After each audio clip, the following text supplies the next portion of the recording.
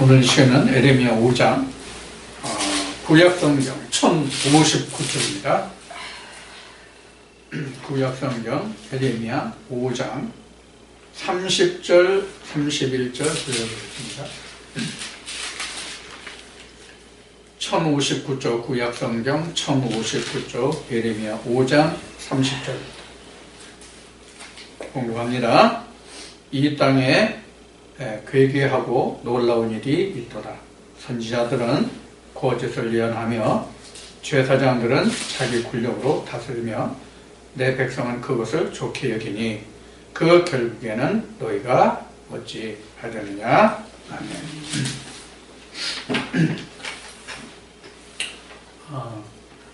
잠시 기도에도 언급했지만 지금 세상은 상당히 혼란하고 혼탁하고 세상이 아주 혼란스러운 그런 가운데 있습니다.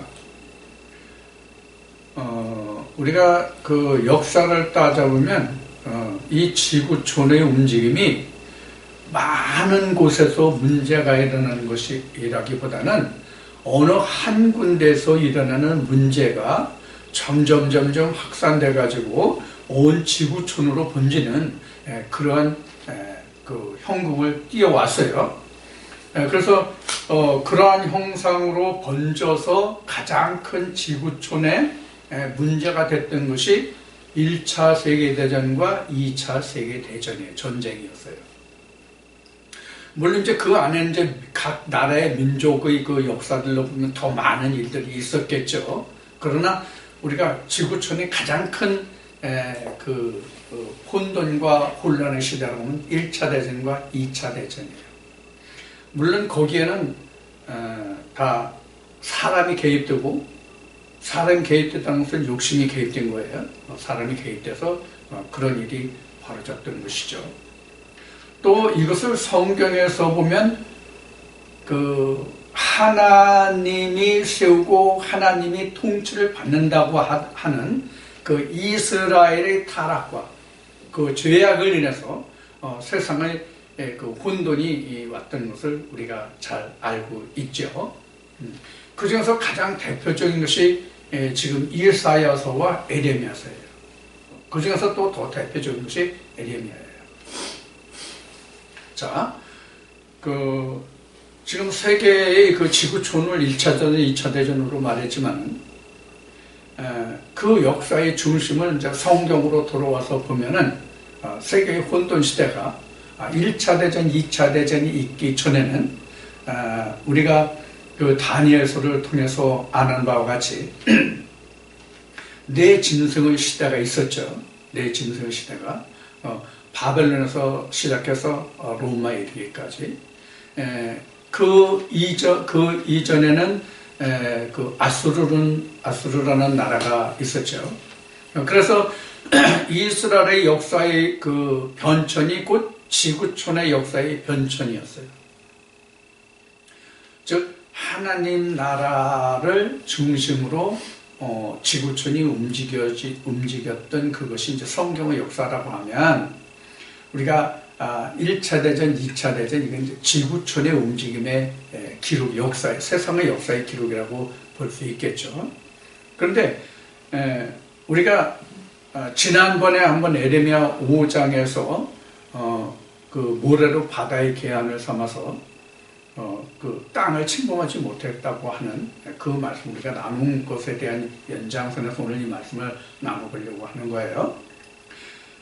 그러면 지금 에레미야 5장이 지금 어떤 바탕에서 기록되었냐 하는 것을 먼저 말씀을 드려야만 오늘 이 말씀을 여러분들이 이해하시기에 좋을 거예요.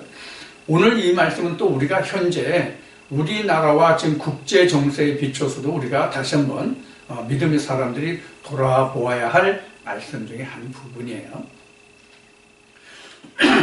자, 이 에레미야의 기록은 이미 이스라엘이 아수르에 의해서 멸망한 후 그 후에 하나님의 통치하에 들어가 있던 나라가 유다 땅 하나뿐이었거든요. 유다. 유다라고 하면 이스라엘의 야곱의 12지파 중에서 12형제 중에서 두 지파, 베냐민 지파와 그 유다 지파, 두 지파만 남은 남유다가 바로 마지막까지 하나님의 그 통치하에 있던 그런 나라였죠. 그런데 하나님이 이스라엘이 멸망하고 유다만을 남겨둔 것은 그 조상 다윗 때에 하나님이 그 언약하신 것 때문에 유다를 끝까지 하나님이 지켜주셨던 것이거든요. 그런데도 불구하고 유다가 하나님의 그 말씀을 지켜가지 못하고 더욱더 그 극렬하게 하나님에게 악을 행하고 하나님을 배반하고 그들이 하나님을 피해갔어요. 그래서 하나님이 마지막 때에 에레미야에게 그 이상을 주셔서 유다가 돌이킬 수 있도록 하나님이 말씀을 해주신 것인데 오히려 그렇지 못했죠. 이런 것을 우리가 이제 보는 거예요. 자, 그래서 지금 이러한 하나님의 신정국가임에도 불구하고 하나님의 말씀을 떠나서 이들이 하나님께 악을 행했기 때문에 에레미야를 통해서 내가 너희들에게 어떻게 할 테니까 너희들이 돌이키지 않으면 이와 같은 진노가 너에게 임할 것이다 하는 예언의 말씀을 하신 것이 바로 에레미야서예요.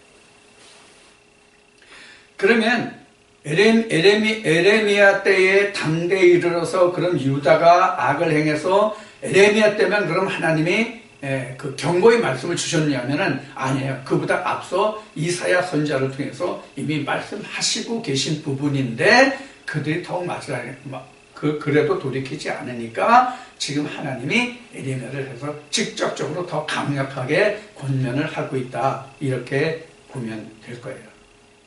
자, 그래서 지금 에레미야 5장 마지막 30절, 31절의 마지막 결론 부분만을 지금 여러분들에게 인용을 봉독을 했는데 오늘 이 말씀을 통해서 우리가 좀 살펴보려고 하는 것은 뭐냐면 거짓과 혼돈의 시대라는 주제로 좀 오늘은 말씀을 나누려고 해요. 거짓과 혼돈의 시대.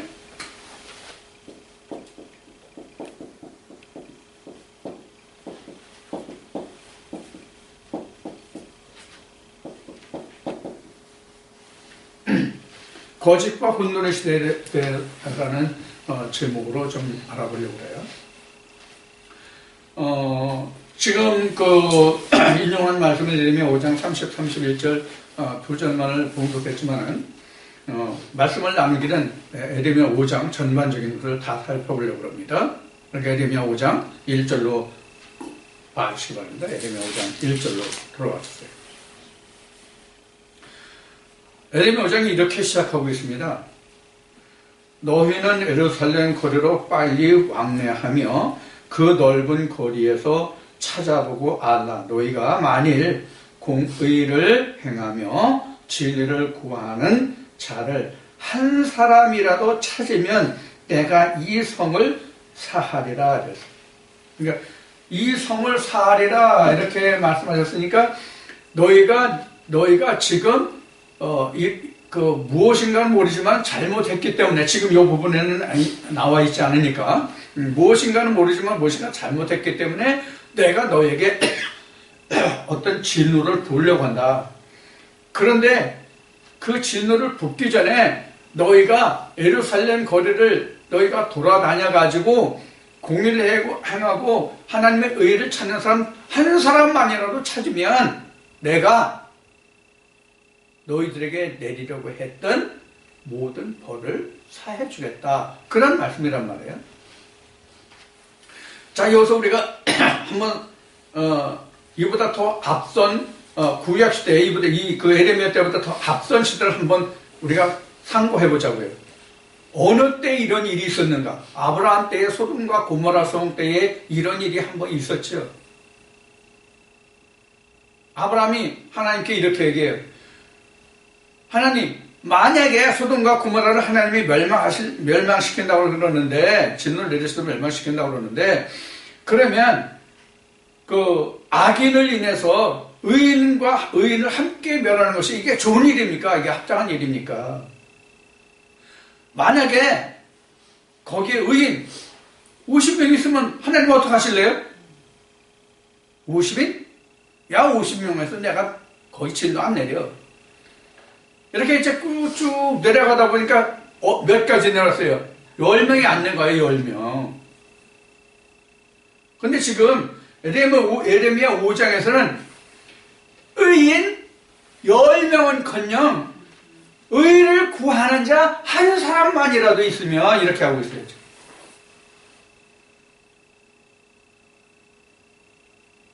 의를 구하는 자가 한 사람만 있으면 내가 진노를 내가 안 내리겠다. 내가 사해주겠다. 그럼 지금 예루살렘이 얼마나 지금 악한 상태에 있다는 얘기입니까, 지금?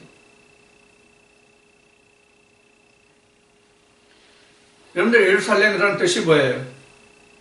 예루살렘이라는 뜻이 옛날 에레미야 당시나 아니면 다윗이나 솔로몬 때에 하나님의 법궤가 있던 그 성전을 뜻하는 게 아니에요. 우리가 그것만 생각하면 안 돼요. 예루살렘이라는 것은 무엇을 얘기하냐면 평화의 상징이에요. 평화의 상징. 평화와 화평과 공평의 상징이 예루살렘이란 말이에요.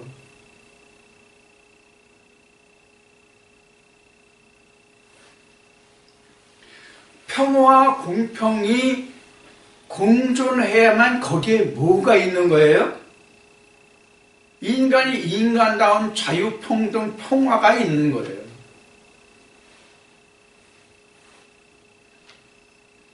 그런데 그 의의가 없단 말이야. 한 사람도 의의를 찾는 사람이 없다는 얘기예요. 그러니까 그때 당시에 얼마나 그 악이 성행했는지를 우리가 이로써 알 수 있는 것이죠. 이 뒤에 이제 제약들이 이제 다 나오니까 그걸 열고 할 거예요. 이제 말씀을 읽어가면서. 자, 이것을 지금 이제 말씀을 보면서 이제 우리가 상고해 갈 건데요.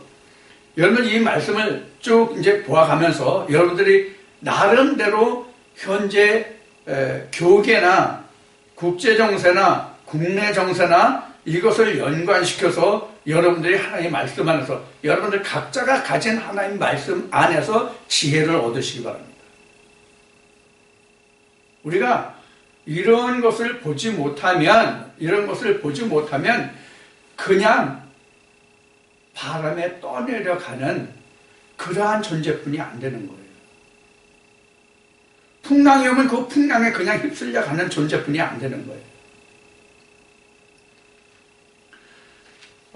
제가 말씀을 나눌 때 가끔 SNS, 페이스북이나 카카오 스토리나 카카오톡이나 트위터나, 그 다음에 밴드나, 그 다음에 유튜브나 이런 SNS가 엄청 많거든요, 지금. 이런 SNS를 통해서, 전해지는 소식들이, 정보들이 엄청 많아요, 지금. 세상적인 거, 신앙적인 거, 엄청 많아요. 신앙적인 거라고 하면 기독교에 관한 것만이 아니죠. 기독교에 관한 것만이 아니라 여타 종교하는 것도 지금 유튜브를 열어보면, 트위터를 열어보면, 카카오스를 열어보면, 밴드를 열어보면 하여튼 세상 온갖 지식들이 그냥 범람하고 있어요. 예를 들어서 어떤 영양학적으로 아니면 병리학적으로 뭐가 궁금해서 그것을 알고 싶어가지고 유튜브나 이런 인터넷에서 세계에 내보면 다 나옵니다. 내가 지금 먹고 있는 어떤 처방된 약이 있으면 그 약 이름만 인터넷에 올려보면 그 약이 어느 회사에서 만들어지고 그 약의 성능은 뭐며 효능은 뭐며 부작용은 뭐며 안 나오는 정보가 없어요, 지금. 이와 같이 아주 지금 홍수같이 쏟아지는 정보들이 있거든요. 그걸 우리가 보이지 않는 공간에 다 떠 있어요, 지금. 우리 육안으로는 안 보여요. 그러나 인터넷을 보면 다 나와요. 그리고 우리는 가상 공간이다 이렇게 이제 얘기를 하는데 그거 다 나와요. 여러분들은 지금 성경을 가지고 다녀요, 지금요. 성경을 가지고 다녀요. 근데 실제 건물에서 그 웬만큼 된 교회는 다 이제 스크린 장치가 돼 있죠. 스크린 장치가 돼 있어가지고 다 프로젝터로 성경을 쏴준단 말이에요. 찬송도 쏴주고 그걸 하죠. 자, 그러니까 지금 얼마나 편해요. 몸만 덜렁덜렁 다니면 돼요, 지금요. 그런데 문제는 뭐냐면, 지금, 에레미야 5장 1절에서부터 설명하는 거죠. 너희가 예루살렘 거리를 빨리 왕래해서 지금 찾아보란 말이에요. 예루살렘 거리가 뭘까요? 예루살렘이라는 게 평화의 터전이거든요. 그런데 예루살렘은 사실은 하나님의 법궤가 있는 곳이 예루살렘이었잖아요. 하나님의 법궤가 있는 곳이 예루살렘이었단 말이에요. 아무 곳이나 예루살렘이라고 안 했단 말이에요. 응? 하나님의 법궤가 있는 곳이 예루살렘이에요. 그럼 오늘날은 예루살렘이 얼마나 많습니까? 그럼 예루살렘 하나님의 법궤가 있는 곳이라면 오늘날 뭐예요? 교회예요. 지금 너희가 예루살렘 거리를 빨리 왕래해봐라 한 얘기는 너희가 교회와 교회들을 다 빨리 왕래해보라는 말과 같아요. 거기를 왕래해서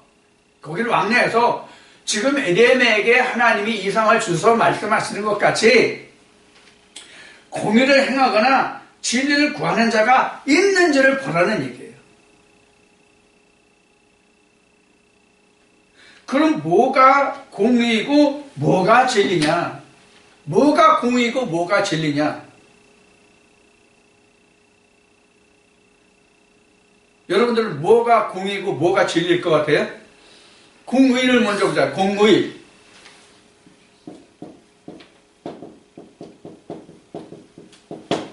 공의.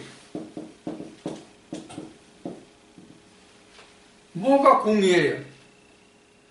공의는요, 우리가 다른 것으로 설명한다면 천평적으로예요.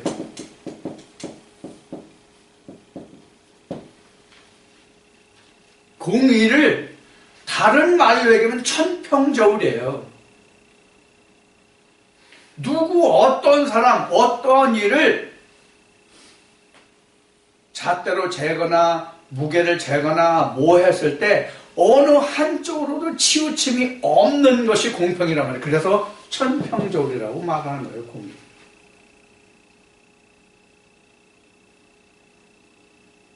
지금 교회에서나 세상에서나 이 지금 공평이 있습니까? 하나님의 오죽하면 내 종이 심판하는 곳에도 불의가 있다라고 하나님이 말씀하시잖아요. 내 종이 심판하고 내 종이 판단하는 곳에도 불의가 있음을 보았노라. 잠언과 전도서 말씀을 보세요. 나옵니다. 자, 예루살렘조차도 그렇다는 얘기잖아요. 왜 그래요? 왜 세상은 천평저울이 되지 않을까요? 왜 사람은 천평저울이 될 수가 없을까요? 의인은 없으니 아주 없다는 뜻이 천평저울이 아니란 얘기예요, 인간은. 그럼 뭐로 했을 때만 천평저울이 돼요? 법으로 했을 때만 천평저울이 되거든요. 근데 세상의 법이 천평저울 역할을 하냐고요. 똑같은 그 제목으로 범죄를 했어요. 똑같은 제목으로 범죄를 했는데 어떤 판사, 어떤 검사를 거쳐서 그 사람이 그 죄에 대해서 총량을 받느냐에 따라서 어떤 사람은 무죄로 나올 수 있고 어떤 사람은 그 집행유예로 나올 수 있고 어떤 사람은 실제 옥살이를 살 수 있는 이런 처지와 형편이 오늘날 법이란 말이에요. 그러니까 이게 바로 뭐예요? 공평이 아니죠? 그러니까 공평이 없는 거예요. 그럼 공평이 어디서 나올 수 있느냐? 하나님의 법에서만 나오는 거예요. 공평 어디서 나오냐? 바로 의에서 나온단 말이에요. 의. 이게 바로 공평의 도란 말이에요. 의가 바로 공평의 도예요. 그래, 의를 찾는 사람이 어떤 거래? 의라고 하는 것은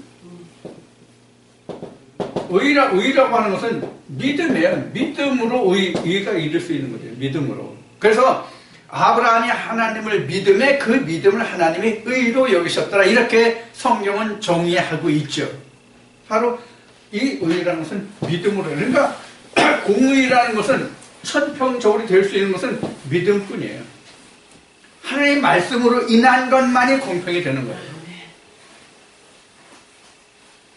그러면 예루살렘 거리를 너희가 빨리 왕래해서 공평을 행하거나 공의를 행하거나 의를 찾는 사람 한 사람들 네가 찾아봐라. 그럼 내가 모든 죄를 다 사겠다. 이렇게 말씀하시고 있단 말이에요. 그러면 지금 예루살렘 거리에 이름은 예루살렘 거리인데 예루살렘이 아니라는 뜻이에요. 쉽게 얘기하면 말은 예루살렘인데 예루살렘이 아니라는 얘기예요. 실상 그 내용에 들어가면.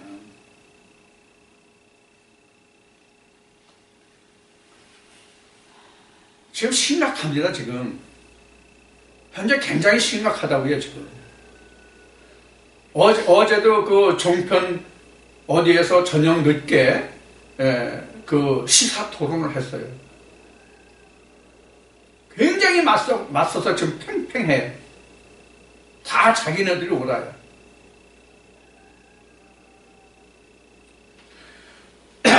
자, 세상 얘기는 앞에 모두의 말씀을 드렸듯이 여러분들이 지금 이 말씀을 읽어가면서 여러분들이 지금까지 하나님의 말씀을 함께한 그 말씀의 정도로 그 깊이와 도량으로 헤아리시길 바라고 중간중간 또 얘기할 것이 있겠습니다만 자, 그래서 지금 5장 지금 2절까지 봤죠? 2절까지 봤죠? 3절 봅시다. 2절부터네. 1절만 봤네. 2절부터 봅시다. 그들이 여호와의 사심으로 맹세할지라도 실상은 거짓 맹세라. 여호와여 주의 눈이 성실을 돌아보지 아니하시나이까. 주께서 그들을 치셨을지라도 그들이 아픈 줄을 알지 못하며 그들을 거짓 멸하셨을지라도 그들이 징계를 받지 아니하고 그 얼굴을 반석보다 굳게 하여 돌아오기를 싫어하므로 내가 말하기를 이 무리는 비천하고 우준한 것뿐이라. 여호와의 길 자기 하나님의 법을 알지 못하니 내가 귀인들에게 가서 그들에게 말하리라. 그들은 여호와의 길 자기 하나님의 법을 안다 하였더니 그들도 일제히 그 멍에를 꺾고 결박을 끊은지라. 자, 그러니까 쉬운 얘기로 지금까지 지금 5절까지 왔죠? 쉬운 얘기라면 의를 공의를 찾는 사람들이 없어.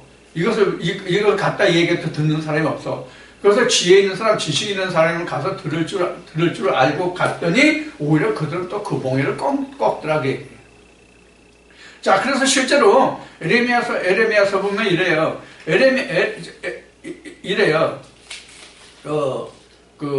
이제 스마야와 그 하냐라는 거짓 선자가 있었는데 그 증거로 이제 그 멍에를 보여주죠.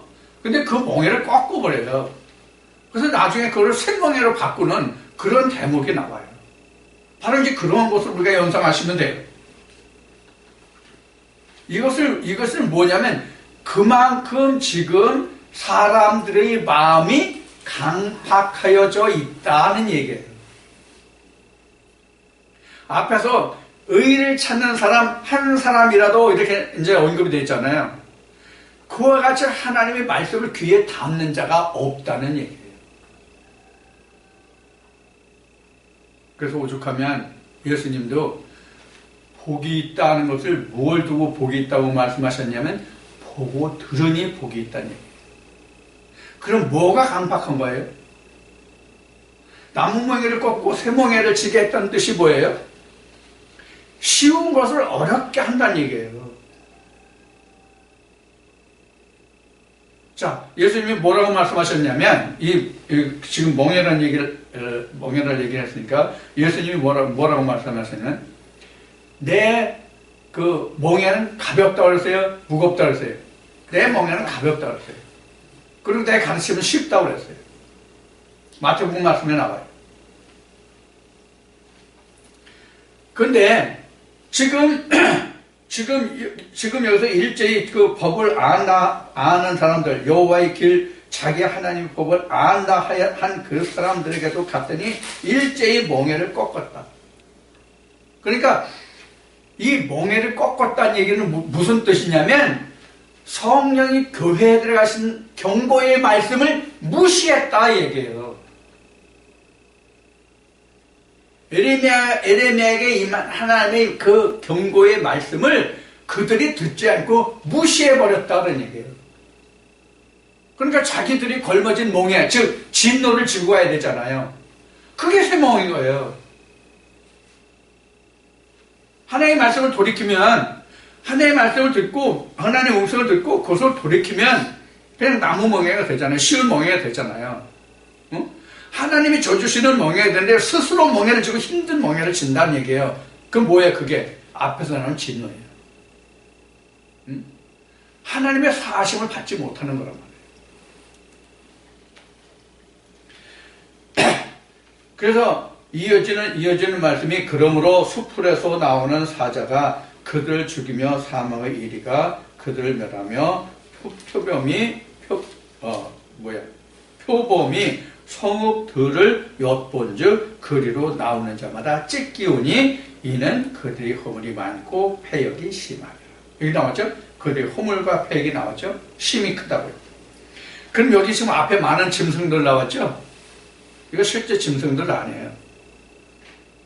지금 여기에 짐승으로 표현되는 것은 지금 유다를 침략하는 외적 세력들이에요. 지금 유다를 틈틈이 호시탐탐 넘보고 있는 주변 열방들을 말하고 있는 거란 말이에요. 가장 큰 지금 짐승이 이 지금 유다에게 뭐예요? 바벨론이에요. 바벨론이에요, 지금. 자, 이거를 놓고 지금 오늘날 우리나라가 처한 입장을 한번 살펴보자고요. 어떤 면에서 하나님의 의를 놓고 보자는 얘기예요. 지금 우리나라가 사실은 세계적인 기독교 국가로 봐서는 2000년 전 구약에서 말하는 이스라엘과 유다와 같은 나라예요, 우리나라.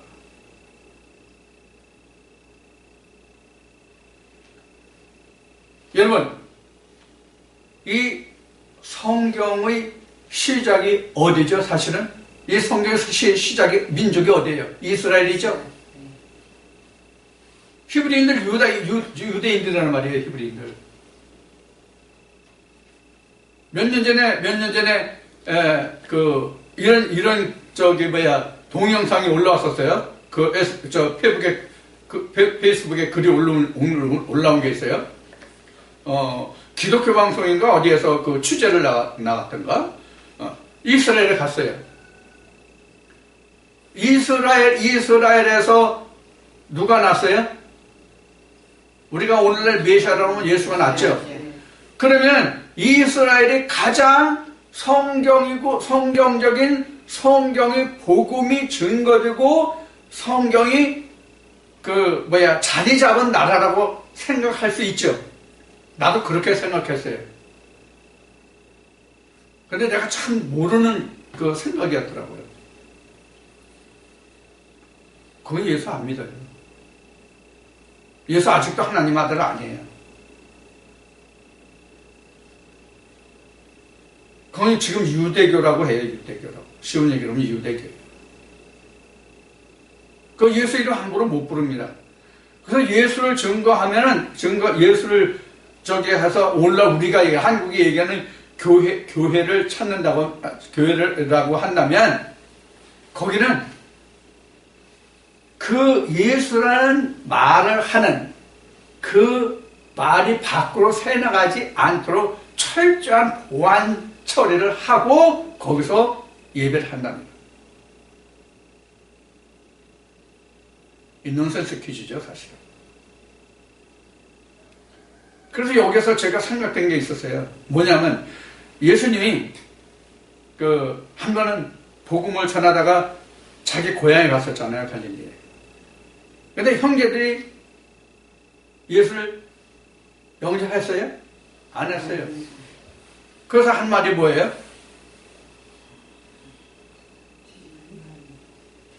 그래서 한 말이 뭐냐면 자기 고향에서는 믿는 그 의인이 그 의인 대접을 못 받는다는 뜻이에요. 왜? 그 사람 누군지 다 알잖아. 쟤는 내 아들이야, 내 형이야, 내 동생이야, 누구 아들이야, 누구 딸이야, 뭐 그 집 내력은 이래, 이런 거 다 알기 때문에 그렇게 신선함이라고 할까, 신성함이라고 할까, 그런 게 없는 거죠. 마찬가지예요. 자, 지금 이제 성경의 근원이 이제 이스라엘이라는 얘기를 지금 했는데, 자, 그럼 불교가 어디가 그 원산지예요? 불교가? 인도예요. 그죠? 근데 인도의 가장 큰 종교가 뭐예요? 힌두예요. 이것을 생각하면 돼요. 자, 지금 유대를 생각하고 이스라엘을 생각하고 인도를 생각해서 불교를 생각하자는 게 아니에요. 뭐냐면 예루살렘이 아니란 얘기예요. 무슨 얘기인지 알았죠? 예루살렘에 하나님이 있었는데 하나님이 없다는 얘기예요. 그 얘기가 바로 뭐예요? 공의도 없고 의를 찾는 사람도 없다는 얘기예요. 예루살렘이 아니란 얘기죠. 그러니까 그걸 여기서 우리가 볼 수 있는 거예요. 그래서 지금 우리나라 정서로 보면 우리를 유다로 본다면, 우리나라를 유다로 본다면 미국이나 중국이나 일본이나 소련 지금 소련이 아니 러시아죠. 러시아라고 그러나? 이런 주변국들이 바로 뭐냐면 모든 짐승들에 해당이 돼요.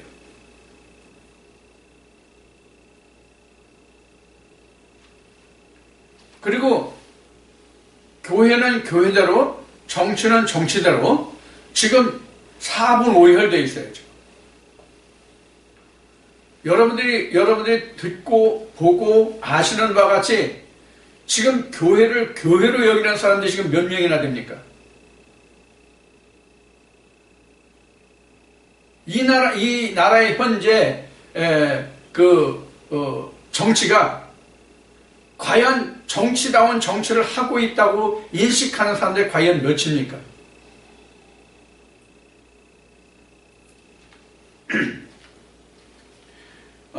우리가 이 기독교인들이 정세에 대해서 너무 무관심하면 또 안 돼요. 너무 관심을 가지려면 정치를 하라고 하는 사람들도 많이 있지만은 우리가 나라가 없는 믿음은 존재하지 않아요.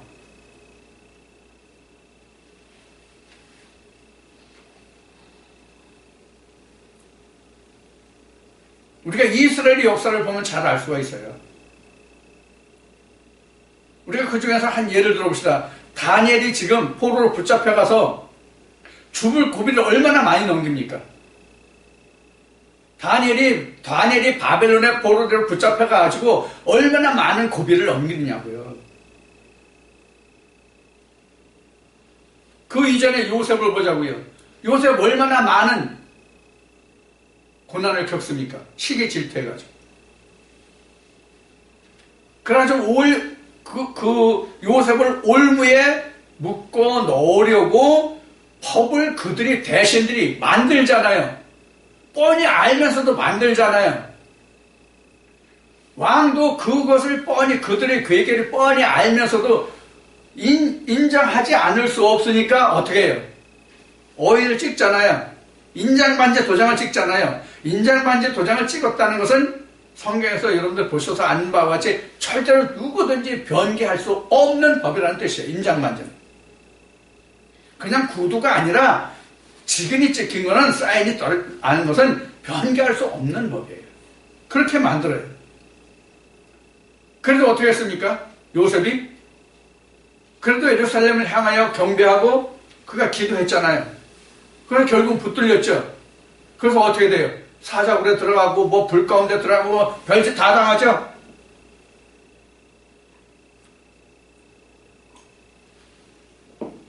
우리가 요셉과 같이 다니엘의 친구들과 같이 우리가 나라가 없다면 그 믿음을 지켜갈 수 있는 사람이 과연 몇이나 된다고 생각하십니까? 만약에 우리나라가 사회주의자가 됐다고, 공산국가가 됐다고 가정해 봅시다. 교회 존재합니까? 교회 존재 안 해요. 못해요. 처형 대상 1위예요. 정치자들과 함께. 특히 우리나라 같은 경우 북한은 러시아나 중국이나 그 나라들과 같은 공산주의가 아니에요.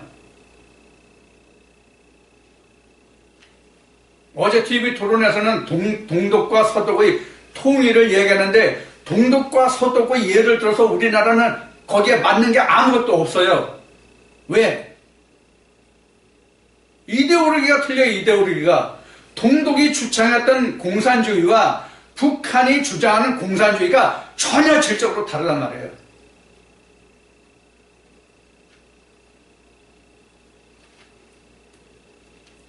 이것을 전제로, 이것을 바탕으로 깔지 않으면 동서독의 예가 우리나라에 절대적으로 맞질 않는다는 것을 우리가 알아야 돼요.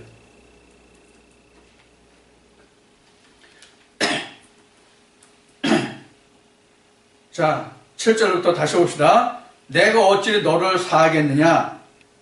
내 자녀가 나를 버리고 신이 아닌 것들로 맹소하였으며 내가 그들을 배불리 먹인즉 그들이 행음하며 창기 집에 허다히 모이며 그들은 살지고 두루 다니는 수말과 같이 각기 이웃의 아내를 따라 부르짖는도다. 나 여호와가 이르노라. 내가 어찌 이 일들을 인하여 벌하지 아니하겠으며 내 마음이 이런 나라에 보수하지 않겠느냐. 자, 지금 여기에 이제 그 살쪘다는 말과 수말같이 그 음행했다, 행음했다는 말이 나와요.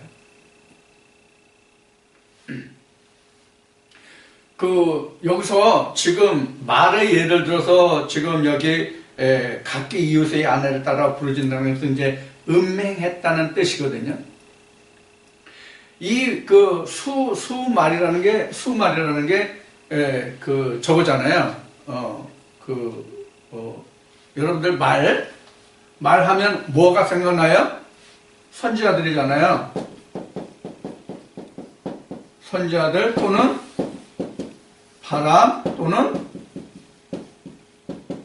생물로 표현되는 것이 바로 말이에요. 이게 이제 스가랴 6장이나 계시록 6장에 보면 이게 나와요.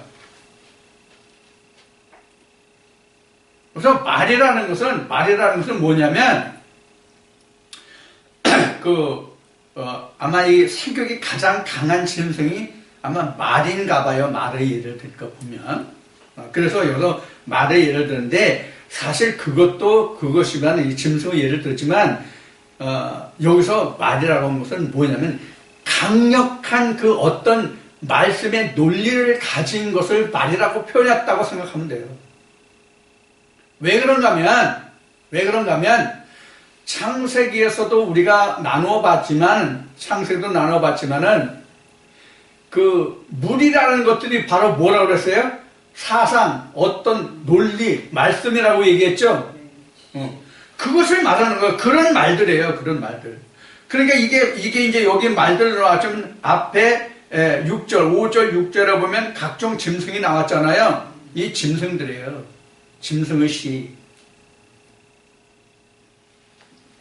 자, 그래서 그들은 살찌고 두루다니는 수말 것 같다는 얘기는 뭐냐면 이 각종 주변 열방의 국가나 음행을 하는 자들이란 말이에요.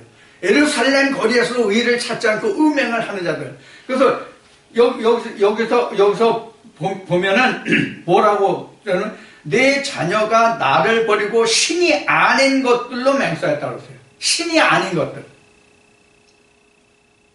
그러면 우리가 가장 일반적으로 신하면 뭡니까? 우리가 가장 먼저 신하면, 신이라고 하면 생각하는 게 뭐예요? 성경이에요. 왜 성경이 신이에요? 신은 나 외에 다른 신이 없다 그랬으니까 말씀이 요한복음 1장에 따라서 신하면 성경이라 하나님이라 말이에요. 그러면 여기서 다른 신을 쫓았다고 한다면 예를 들어서 불경이 있겠죠.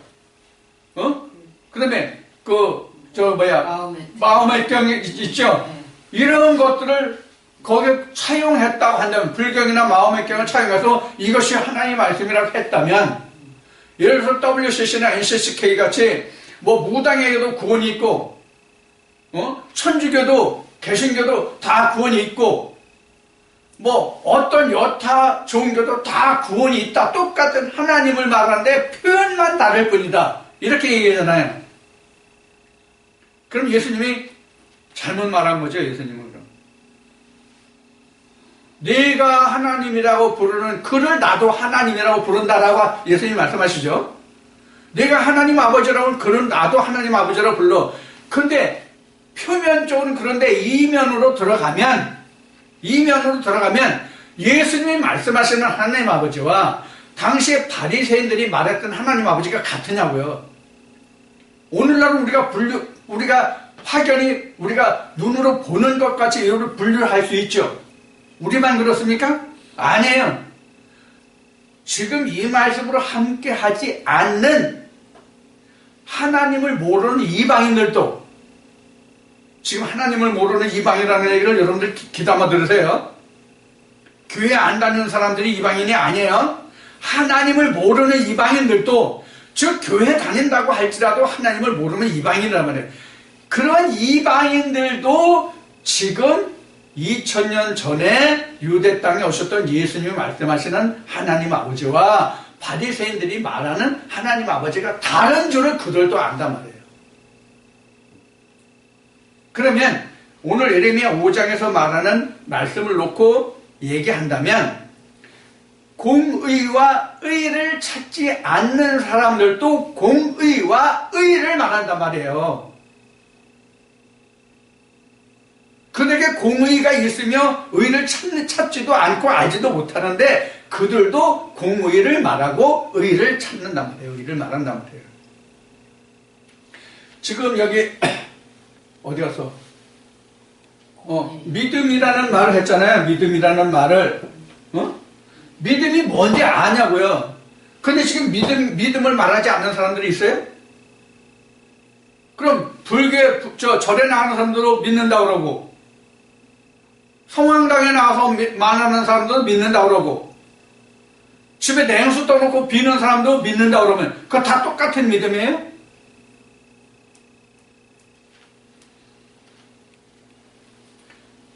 우리가 생각해 볼 것들이 이렇게 많단 말이에요.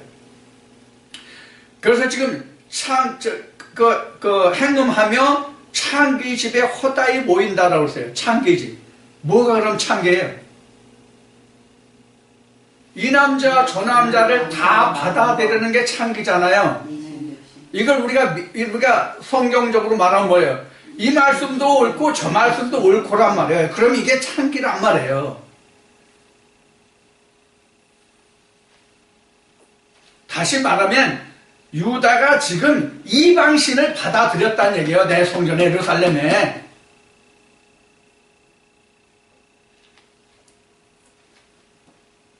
나라 정치로 말하면 헌법에 정하는 헌법 외에 다른 것을 갖다 끄집어 넣으려고 하는 게 바로 행음이란 말이에요. 그럼 그 나라가 바로 서겠냐고요. 그래서 내가 전에 이런 얘기를 한 적이 있어요. 어느 부부가 함께 사는데 자꾸 여자가 다른 것을 자꾸 바라고 쫓아가면 결국은 행음하게 된다.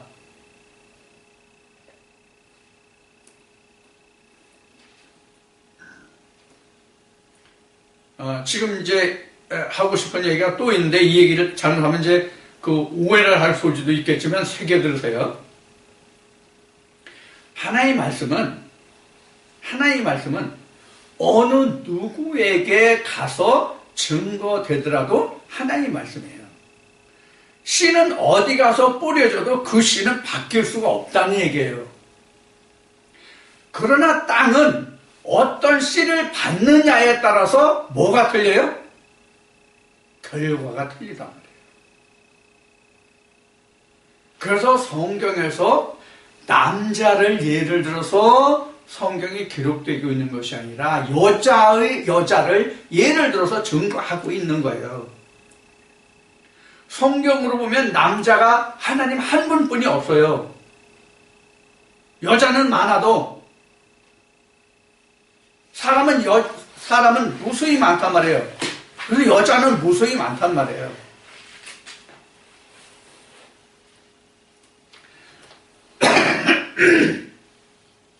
자, 이 믿음이라는 것은 결국은 뭐냐면 참이에요, 참. 이게 뭐예요? 참이 공평해요. 이게 천평적이에요. 참은 뭐가 그럼 참이에요? 여러분들 참하면 뭐가 참입니까? 참. 성경으로 얘기하면 참이라는 게 뭐냐면 알맹이가 있는 것이 참이에요. 그럼 그 알맹이가 뭐냐? 하나님과 예수 그리스도가 있는 게 참이에요. 하나님에 의해서 그 알맹이가 뭐로 맺어져요? 예수로 맺어지잖아요. 그게 참이에요.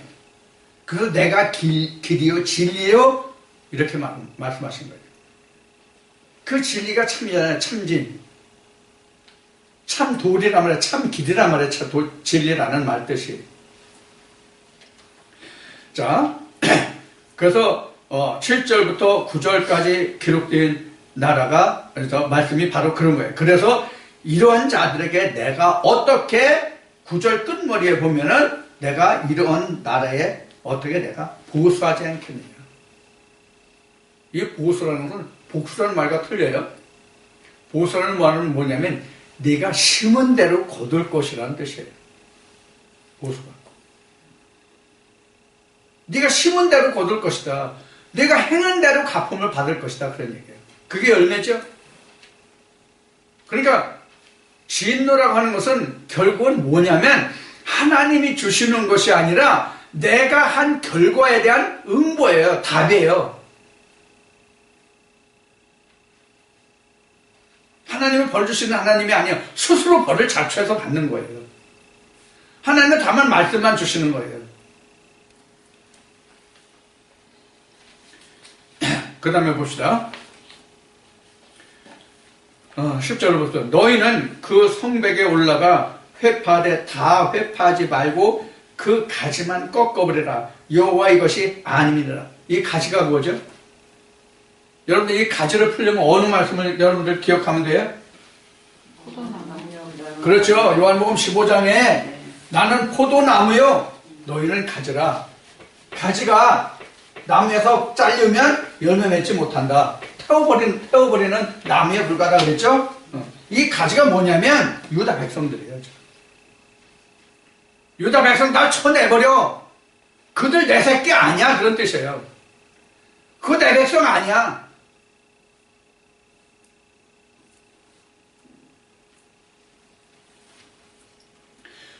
그래서 10절에서는 그렇게 말씀하고 계신 거죠. 꺾어버려라. 나 이거 아니다 그거. 그래서 11절에 나 여호와가 말하노라 이스라엘 족속과 유다 족속이 내게 심히 패역하였느니라. 그들이 여호와를 인정치 아니하며 말하기를 여호와는 계신 것이 아닌즉 재앙이 우리에게 임하지 않을 것이요 우리가 칼과 기근을 보지 아니할 것이다. 이 칼과 기근이라는 건 뭐냐면 심판을 말하는 거예요. 우리가 심판 받지 않아. 하나님 없어. 지금 여러분들 하나님 없다는 사람들 굉장히 많아요, 지금요. 하나님 없다는 사람들 굉장히 많습니다. 그들 기준으로는 맞아요.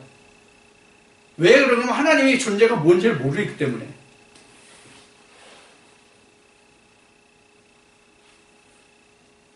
자, 여러분들 하나님의 존재가 뭐라고 정의할 수 있어요? 하나님의 존재가 뭐예요? 하나님의 존재요? 뭐가 같아요? 이게 하나님의 존재예요. 여기서 여러분들이 답을 찾아요. 하나님의 존재가 뭔가, 하나님의 뭔가를 찾으라고. 이렇게 보면 하나님 엄청 많죠? 이렇게 보면 하나님이 엄청 많아요. 이 말씀대로 하면 하나님의 존재가 엄청 많다고요. 이걸 못했으니까 하나님의 존재가 없는 거예요. 하나님이 없는 거예요.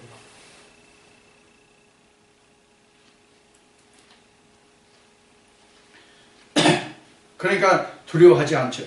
그러니까 그들이 뭐라고 말하냐면 선지자들은 바람이라 말씀이 그들의 속에 있지 아니한즉 그같이 그들이 당하리라 합니다. 선지자들은 바람이래요. 왜? 그 속에 하나님의 말씀이 들어있지 않다고. 그러면 지금 그 말을 하는 사람들이 누구예요? 예루살렘 거리 사람들이 하는 말이에요.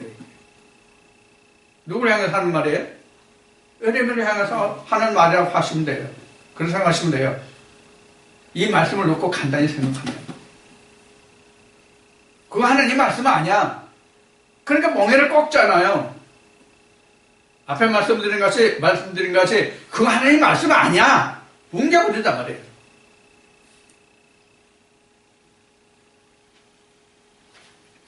그래서 우리가 칼과 기근으로 보지 않는다. 칼과 기근으로 보지 않을 것이다. 지금 우리는 멸망을 입지 않고 그들이 하는 말에 의해서 그 사람이 하는 말에 그 선자가 하는 말에 대해서 우리가 화를 입지 않을 것이다. 그 얘기예요. 왜? 그 선지자들은 바람인데 말씀이 그들 속에 있지 않으니까. 즉 자기 임의대로 한 말이니까 그렇게 해석하시면 되겠죠. 그러니까 그거 믿지 않아도 돼. 걱정하지 마. 그러니까 예레미야 당시에 이래요. 유다 거짓 선지자들이 이렇게 얘기해요. 제사장들이죠. 야, 하나님은 언제 너한테 그렇게 말씀하셨어? 하나님이 내게 말씀하시는 건 그렇지 않다고 얘기했어. 너 왜 거짓 예언해? 왜 유다를 자꾸 혼란과 혼란 속에 빠뜨려 자꾸 그렇게 얘기하지 않았는데 하나님은 네가 어디서 거짓 곳을 가서 예언해서 자꾸 유다를 흔들고 요동치게 해. 이런 것이거든요. 이 말씀을 통해서 앞에 말씀드린 것 같이 지금 이 시대에 지금 우리나라 국내 정세와 국제 정세가 어떠한 것도 같이 한번 오버해 보시란 말이에요.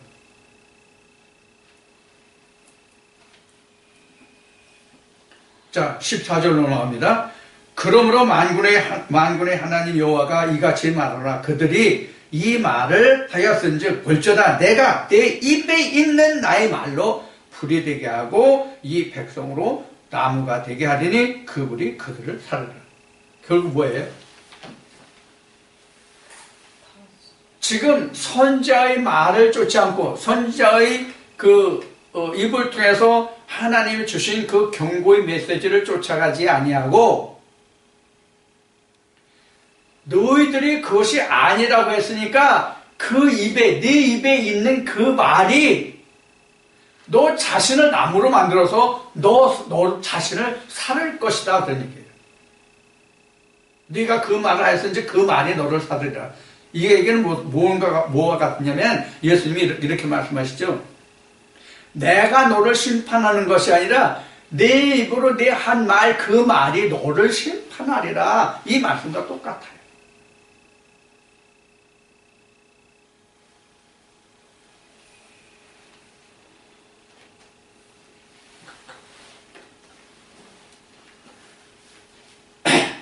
그래서 이어지는 말씀이 15절에 나 여호와가 말하노라 이스라엘 족속아 보라 내가 한 나라를 원방에서 너희에게로 오게 하리니 곧 강하고 오랜 나라이라 그 반언을 내가 알지 못하며 그 말을 내가 깨닫지 못하느니라.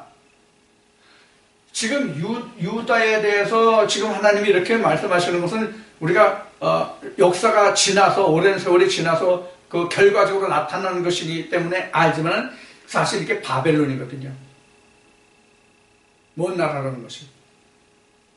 이미 예레미야를 통해서 말씀하시고 이사야를 통해서 말씀하셔요. 너 그 바벨론의 몽해를 매라. 70년간 나와요. 이제 예레미야서에 보면 나와요.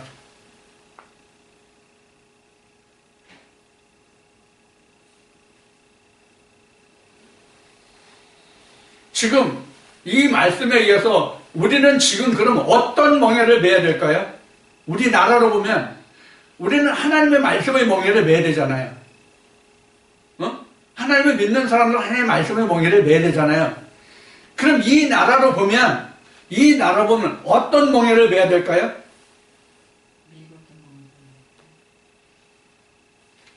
지금 세계 열강의 어떤 나라를 우리가 그 등에 지고 갈 거냐 하는 문제예요. 지금 이 이야기는.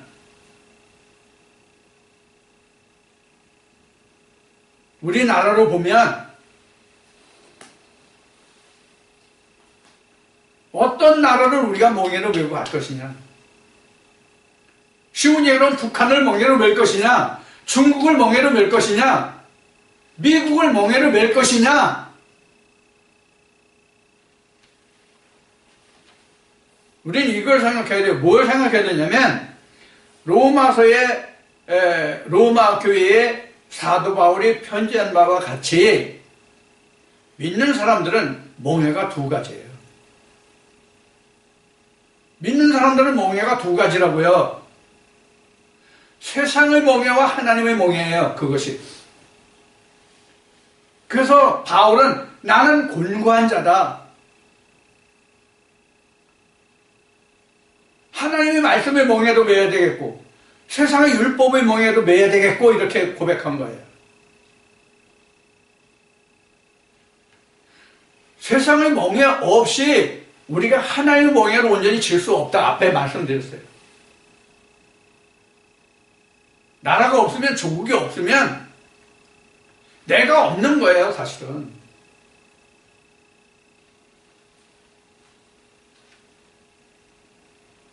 한 예를 들어보자고요. 한 예를 들어보면 이 대한민국이 언제 세워졌느냐, 건국됐느냐 이걸 놓고 지금 설이 분분해요. 우리나라가.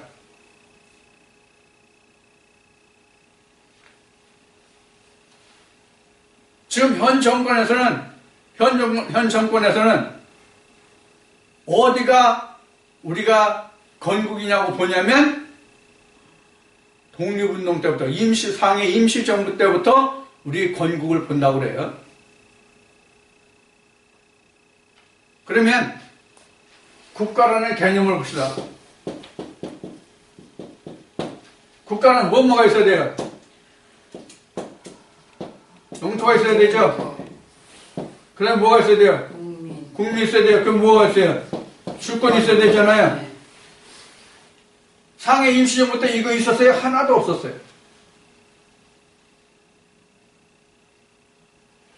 상해 임시정부 때 이거 하나도 없었어요. 국민이 있었습니까? 영토가 있었습니까? 영토 있어서 뺏겼죠? 무엇 때문에 뺏겼어요? 주권을 잃었기 때문에 다 뺏긴 거거든요. 말은 조선 말기를 통해서 우리가 대한이라는 국호를 받았지만 대한이라는 것을 잃어버렸단 말이에요. 주권을 잃어버림으로 말미암아서 국민도 잃어버리고 영토도 다 잃어버렸어요. 그래서 일본 애들이, 일본 놈들이 다 우리나라를 지배했잖아요.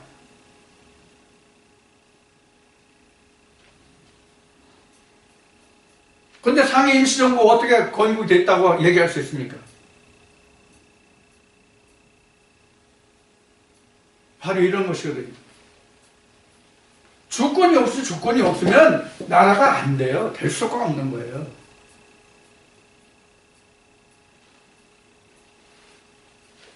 이런 문제들이 지금 국가적인 지금 혼란을 야기하는 상태로 지금 가고 있단 말이에요. 그래서 우리는 성경 말씀을 통해서 우리가 지금 어떠한 시대에 지금 어떤 삶을 살아가고 있는지를 우리가 볼 수 있어야 성경도 보이고 나도 보이고 국가도 보이는 거예요.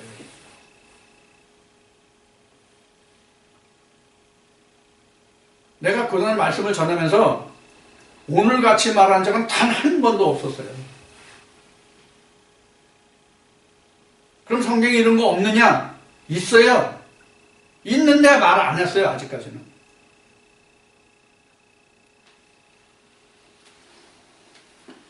어쩌면 우리가 하나님의 말씀을 한 말씀 더 아는 것보다 현재 돌아가는 정세가 어떻게 돌아가는지를 알면 이게 더 우리에게 유익할지도 몰라요. 육신적으로.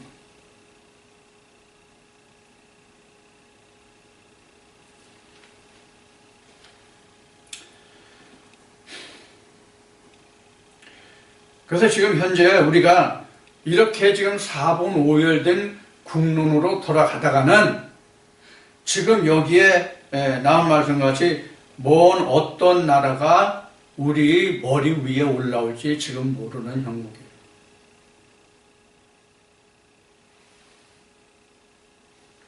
사실 나같이 오래 산 사람들은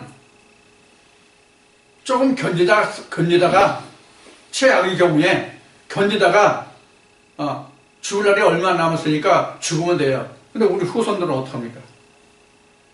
그렇게 되면 안 되겠지만, 그러니까 우리가 지금 주변이라는 것이 이제 각 이제 여러 가지 매체들을 통해서 이제 들리는 거지만, 지금 기독교조차도 지금 좌경화됐다는 얘기를 엄청 많이 해요, 지금.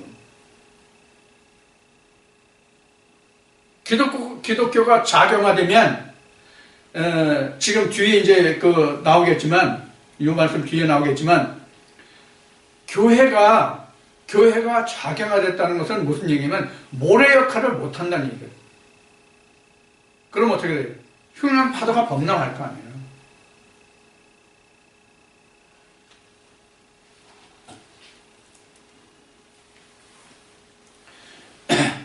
자, 그래서 지금 여기에 지금 말씀에 내가 그런 말을 했으니 그 한 말이 너를 불사른다, 그런 얘기로 말씀으로 지금 증거가 되고 있어요.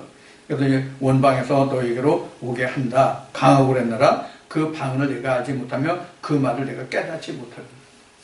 이게 바로 뭐냐면 그 방언과 그 방을 깨닫지 못한다는 얘기는 그 지금 돌아가는 그 말에 대한, 현재 나돌고 있는 그 말에 대한 결과를 내가 알지 못한다가 지금 그 방언을 알지 못한다. 그러니까 뭐예요? 거짓이다, 그런 얘기예요. 거짓. 꼬임수잖아요. 꼬임수.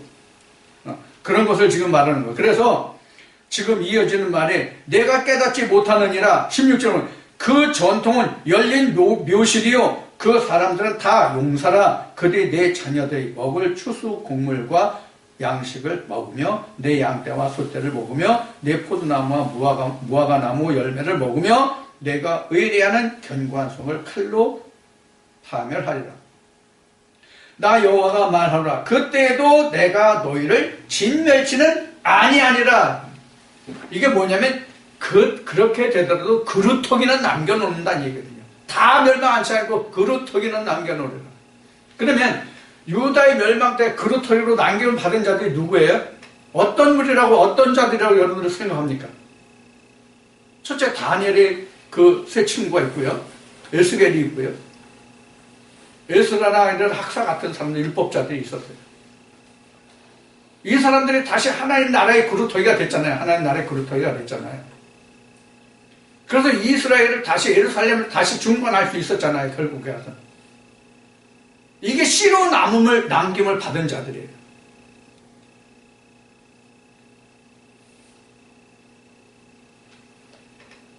다 포로로 붙잡혀갔지만, 다 포로로 붙잡혀갔고 남은 자들은 죽임을 당했지만 씨로 여김을 받은 자들이 남아있기 때문에 오늘날 우리가 이 글을 보며 우리가 이 말씀으로 우리가 하나님의 믿음으로 들어갈 수 있는 길이 열려있는 거랍니다.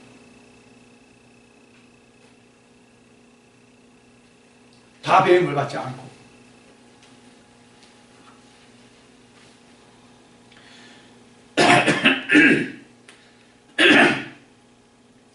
그 다음에 이제 19절로부터입니다. 그들이 만일 이르기를 우리 하나님 여호와께서 어찌하여 이 모든 일을 우리에게 행하셨느냐 하거든 너는 그들에게 이르기를 너희가 여호와를 버리고 너희 땅에서 이방신들을 섬겼은즉 이와 같이 너희 것이 아닌 땅에서 이방인들을 섬기리라. 자, 그 말씀은 아브라함 때도 있었죠. 그렇죠? 아브라함 때도 내가 이방에게 그 종이 돼서 4대 만에 다시 가나안 땅으로 돌아오리라. 그러니까 그만큼 혹독한 징벌이 뒤따르는 거예요. 어떻게 하면? 하나님의 말씀을 청소하지 않아요.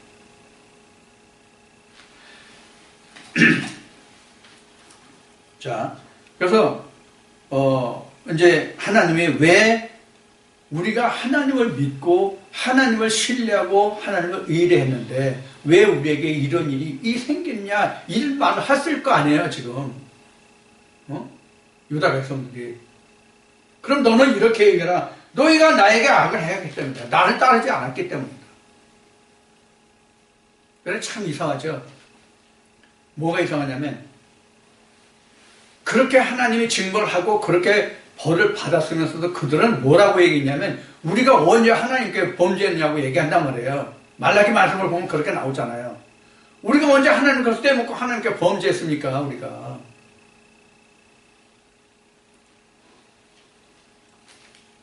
(20절에) 너는 이를 야곱 집에 선포하며 유다에 공포하여 이르기를 우준하여 지각이 없으며 눈이 있어도 보지 못하며 귀가 있어도 듣지 못하는 백성이여 이를 들을지어다. 그러나 들었어야지. 앞에 모두 얘기했죠? 보고 들음으로 복이 있다. 무엇을 보고 듣느냐 하는 거예요.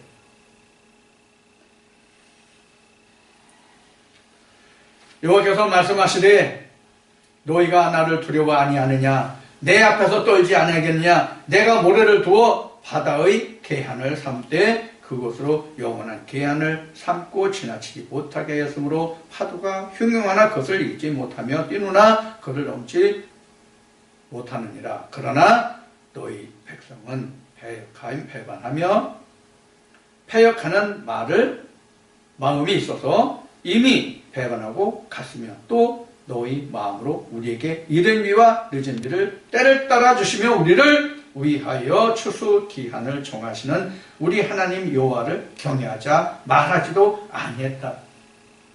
자, 이 말씀에 보면은 지금 그 모래를 둬서 바다가 흉하나 계한을 넘지 못하게 했다고 말씀하셨잖아요. 그런데 이스라엘 백성들은 이미 그것을 넘었다는 얘기잖아요. 이미 너는 나를 배반했다가 그 계한을 넘었다는 얘기예요. 모래를 넘어서 땅을 침범했다는 얘기예요. 그러니까 하나님의 자리까지 너희가 침범했다는 얘기예요. 범죄했다는 얘기예요. 이해가 됐죠? 자, 그렇게 이제 말씀이 이어져요. 자, 그래서 이들이 행하는 일, 즉 예루살렘 거리에서 행하는 일들을 보면 어떻게 행하고 있는지를 지금 6절로부터 보면 이렇게 얘기했어요. 내 백성 너희 중에 악인이 있어서 새 사냥꾼의 매복한 같이 지키며 덫을 놓아 사람을 잡으며 조롱의 새들이 가득한 같이 너희 집들의 속임이 가득하다. 그러므로 너희가 창대하고 거부가 되어 살찌고 윤택하며 또 행위가 심히 악하여 자기 이익을 얻으려고 송사를 그 고아의 송사 곧 고아의 송사 공정하지 아니한 송사를 공정히 하지 아니하며 빈면의 송사를 공평히 판결하지 아니하니 내가 이 일을 인하여 벌하지 아니하겠으며 내 마음이 이같이 나라에 보수하지 아니하겠느냐. 자, 나오죠? 그 뒤에 어떻게 한다고. 이게 바로 맨 앞에 5장에 시작할 때 공의를 행하지 않는다는 지금 설명이에요. 이게.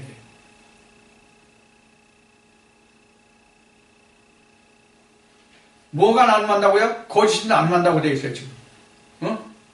거짓이 난무한다고 되어 있다고요, 지금. 여기 지금 조롱 나오죠, 조롱. 조롱이 뭐냐면, 세 장 있잖아요, 세 장. 이걸 조롱이라고 해요. 세 장에다 새를 잔뜩 가둬놓은 것 같이. 이게 뭐, 이 세 장에 새를 가뒀다는 이 조롱이 뭐의 상징일 것 같아요? 예루살렘 거민을 얘기하는 거예요. 예루살렘 거민마다 다 거짓으로 지금 물들어 있다는 얘기예요. 오늘날로 얘기하면 교회마다 다 거짓으로 물들어 있다는 얘기예요. 그럼 교회마다의 거짓이 뭡니까?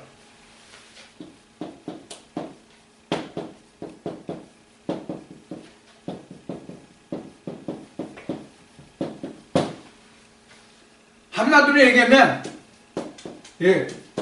구원이 없는데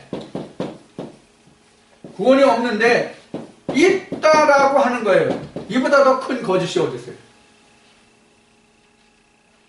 이보다 더 큰 거짓이 어디 있냐고요?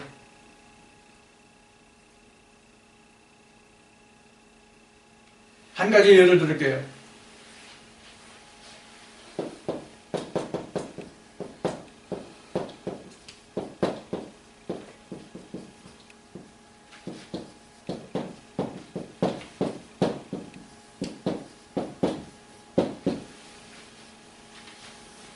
이렇게 얘기해요. 교리가 이렇게 얘기해요. 한 번 구원은 영원한 구원이다. 이게 칼뱅의 주장이래요.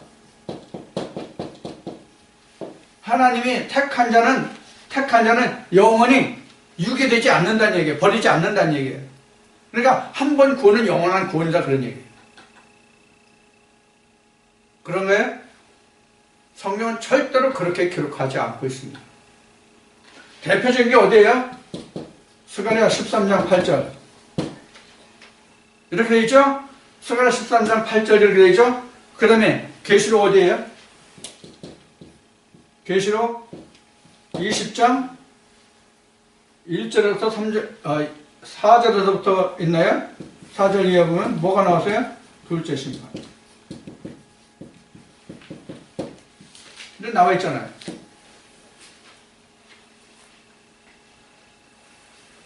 그래서 앞에 인용한 것 같이 예수님이 뭐라고 말씀하셨어요? 마지막 때에 믿는 자를 보겠느냐.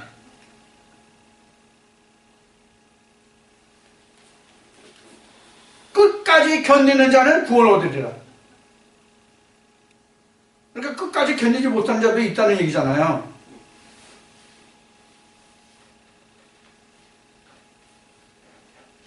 이것도 한동안 이게 그 SNS상에서 다루어졌던 내용이.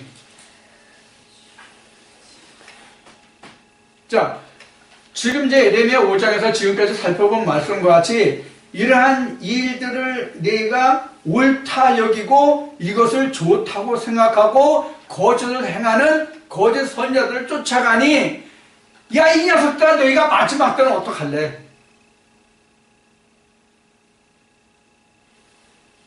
하나님이 그렇게 말씀하시는 거란 말이에요. 하나님이. 응? 다시 앞에 처음 시작할 때 인용했던 말씀을 다시 보자고요. 30절에. 이 땅에 괴기하고 놀라운 일이 있도다. 이게 뭐냐면 거짓 선자들 하는 일들이에요. 이러한 일들이 거짓 있는데 선자들은 거짓을 예언하고요. 제사장들은 자기 권력으로 다스리는데 내 백성은 그것을 좋게 여기니 그 결과 내가 어떻게 하겠냐. 진노뿐이라고 얘기해요.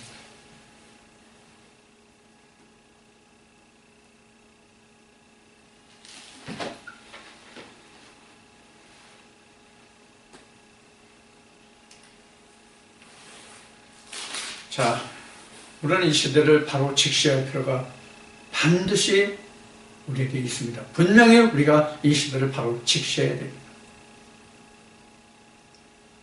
세상 속담에 이런 말이 있습니다. 우리나라 속담에 호랑이에게 물려가도 정신을 차리면 살 수 있다.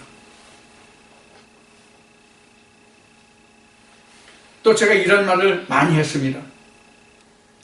어느 귀신이 잡아갈지 모른다 하는 얘기도 많이 했습니다.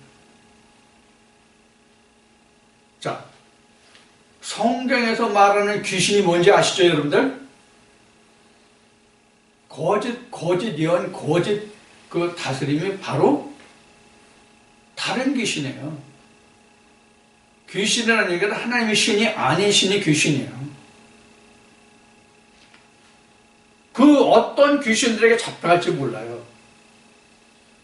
자, 우리가 그동안 겪어왔던 주변의 일들로 보면 많은 사람들이 귀신에 붙잡혀갔죠?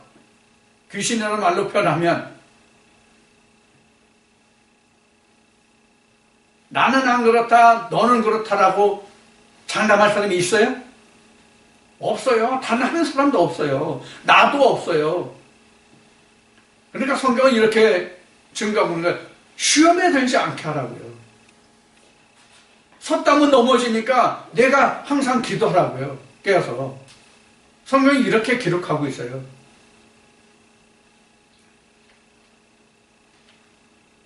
자, 언제나 우리가 편안하다, 안전하다, 이만하면 됐다 할 때에 항상 마귀가 우는 사자같이 달려든다는 것을 우리가 인식해야 됩니다. 그래서 우리가 눈을 뜨고 있을 때, 살아있을 때, 내가 하나님의 공의를 붙들고 그 의를 쫓아가려고 할 때 나는 하나님의 의를 힘입을 수 있는 거예요. 그래서 우리가 이 시대를 바로 분별합니다. 내가 어떻게 이 혼란과 혼돈의 시대에서 내가 살아남을 수 있을 것인가 하는 것은 각자 자기의 책임이에요. 하나님이 이것을 해주지 않아요. 만약에 하나님이 모든 것을 해주신다고 한다면 유다가 왜 멸망하고 이스라엘이 왜 멸망하냐고요. 왜 열방이 그들을 침범하고 그들을 멸망시키고 포로로 붙잡혀가고 죽이고 하냐고요.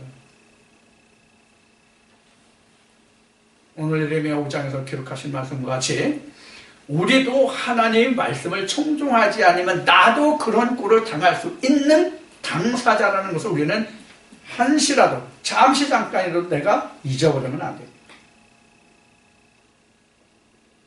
오늘 여러분들과 함께 나눈 예레미야 5장의 말씀을 통해서 많은 다른 말씀들도 경고의 말씀이 있지만은 오늘 이 말씀을 통해서 우리가 이 시대를 잘 분별하고 내 믿음을 분별하고 우리가 세상의 풍요의 풍파에 홍수에 휩쓸려가지 않는 믿음을 가질 수 있도록 여러분들이 분별의 눈을 잘 떠주시고 분별해서 믿음으로 승리하는 그날까지 여러분 굳건한 믿음으로 지켜가시기를 기원합니다.